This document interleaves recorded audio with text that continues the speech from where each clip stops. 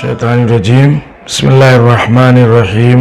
Alhamdulillahi Rabbil Alameen As-salatu was-salamu ala Sayyidil Anbiya wal Mursaleen Abil Qasim Muhammad Allahumma salli ala Muhammad wa ali Muhammad wa ali baitihi at-tayyibin at-tahirin al-ma'sumin Bismillahirrahmanirrahim Inna anzalnahu fi laylatil qadr wa ma adraka ma laylatul qadr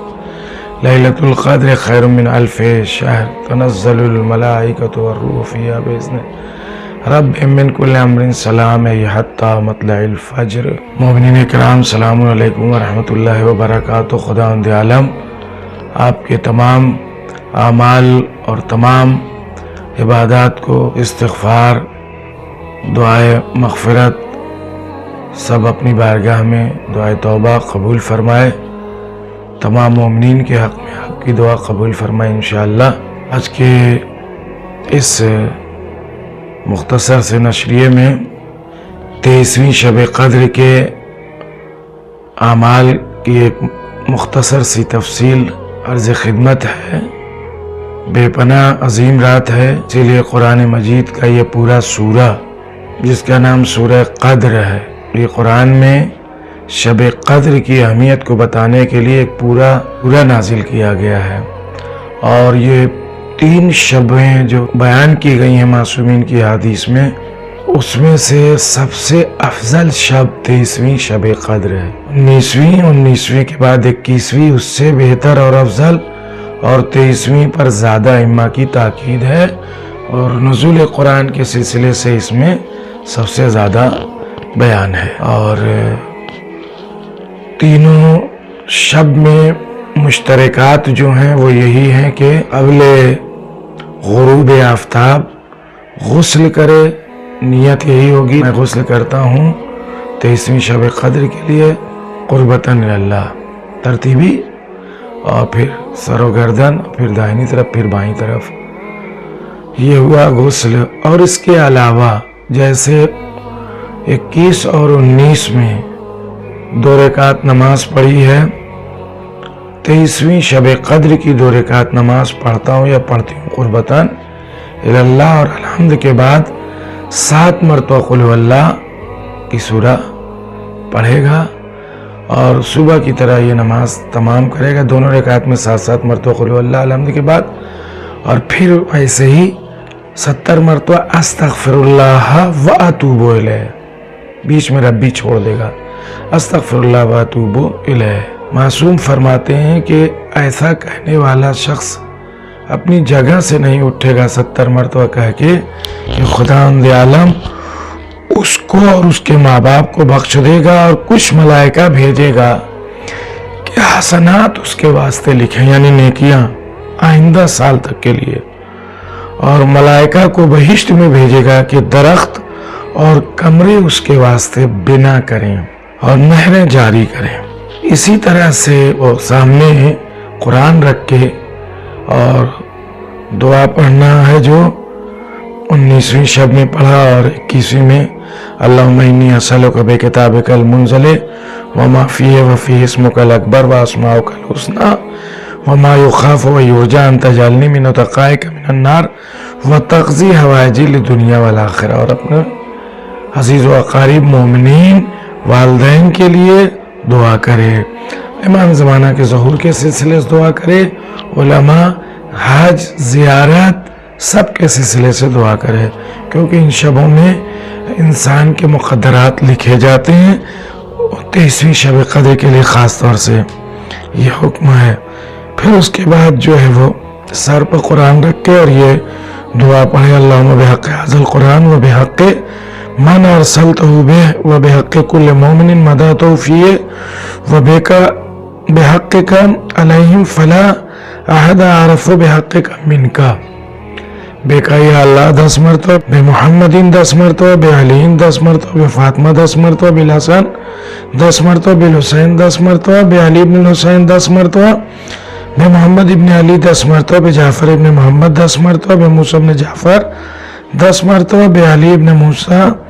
10 مرتبہ، بے محمد ابن علی 10 مرتبہ، اور اسی طرح بے علی ابن محمد 10 مرتبہ، بے الحسن ابن علی 10 مرتبہ، بالحجت القائم، قائم کی لفظ کہتا ہوا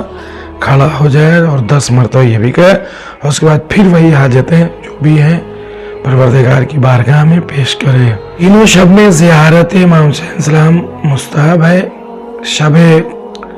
23 میں خاص طور سے اس کی تاکید کی گئی ہے اور زیارت وارثہ زیارت کے باب میں انشاءاللہ تحفۃ العوام میں یا اور بھی کتابوں کے اندر موجود ہے، اس دعا کو پڑھیں۔ اب 23ویں شب کے کچھ مخصوص اعمال ہیں،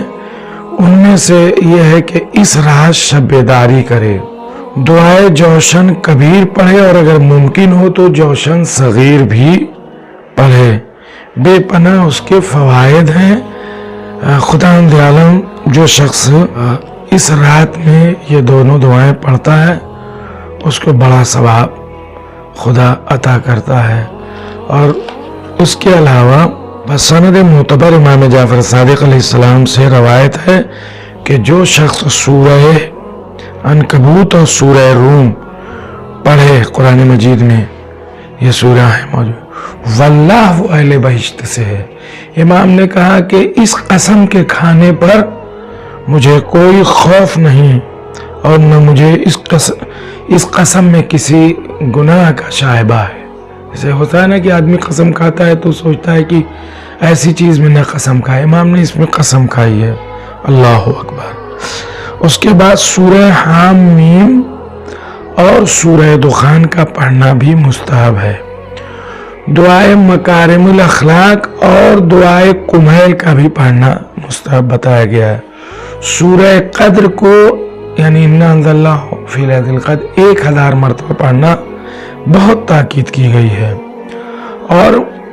ائمہ طاہرین محمد و آل محمد پر بے پناہ صلوات پڑھنے کی تاکید کی گئی ہے۔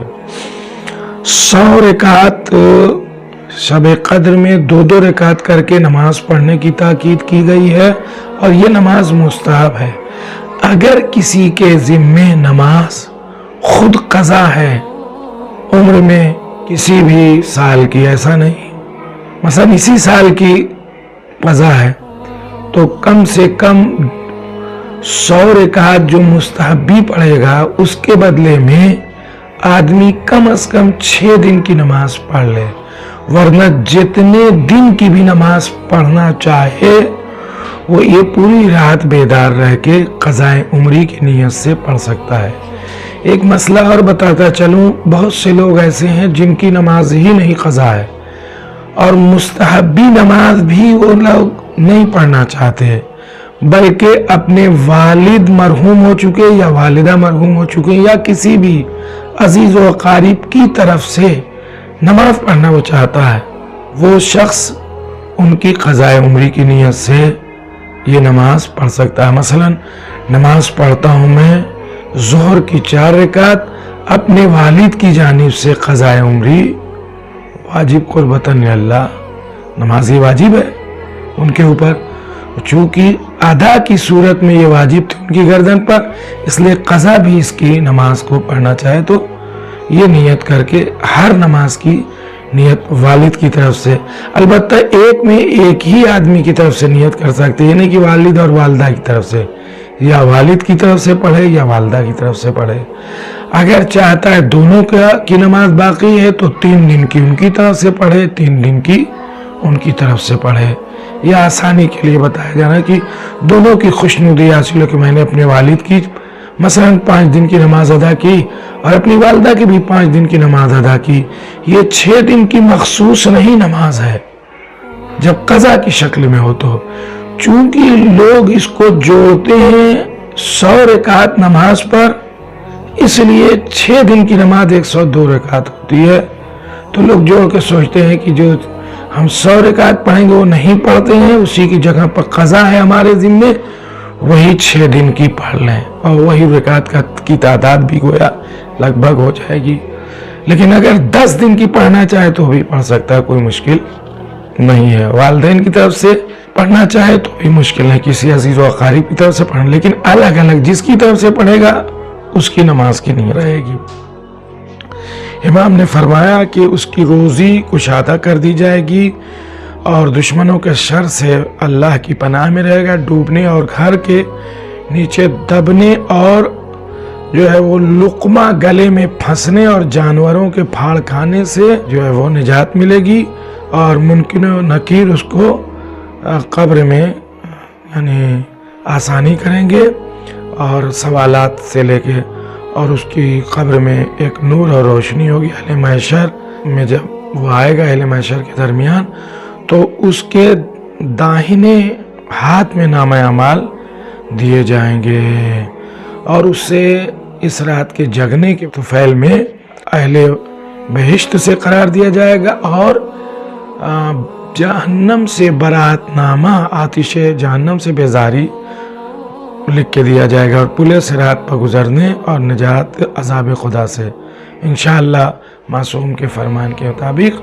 اس رات کے جگنے والا بے حساب جنت میں داخل ہوگا۔ اگر مومن ہے اور تمام واجبات پر عمل کرتا ہے تو جنت میں کوئی شک نہیں ہے اس شب کے اعمال کرنے کے سبب۔ اگر ولایت علی ابن ابی طالب، محبت اہل بیت کے دل میں یہ شرط ہے، تب وہ جنتی ہے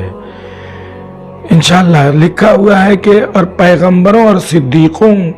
کے ساتھ وہ رفیق ہوگا جنت میں، اور یہ جو سنتی نمازیں ہیں، البتہ واجبی کی بات نہیں کرتا ہوں، اگر رات میں قیام کر کے نہیں پڑھ سکنے کی طاقت اور صلاحیت ہو، جوانوں کے لیے نہیں بتا رہا ہوں، بیماروں کے لیے یا بوڑھوں کے لیے یا بوڑھی عورتوں کے لیے، تو ان کو بیٹھ کے بھی پڑھنا جائز ہے۔ البتہ یہ کہ جو طاقت قیام نہ رکھتا ہو، کھڑے ہونے کی طاقت نہ رکھتا ہو، اور چاہتا ہو کہ جاگیں، تو رات بھر جگے بھی بیٹھ کے پڑھ سکتا ہے ان مستحبی نمازوں کو جو 100 رکعات ہیں۔ انشاءاللہ خداوند عالم آپ سب کی عبادت و اطاعت کو قبول کرے، اور امام حسین علیہ السلام کی زیارت بھی اس میں وارد ہے، میں نے بتا ہی دیا آپ کو۔ اور رات میں یہ دعا بھی، اللہم کل ولیک الحجت ابن الحسن صلواتک علیہ وعلی آبائہ فی هذه الساعة وفی کل ساعة ولیا وحافظا وقائدا وناصرا ودلیلا وعینا حتی تسکنہ وردک طوعا وتمتعہ فیہا طویلا۔ انشاءاللہ یہ تمام اعمال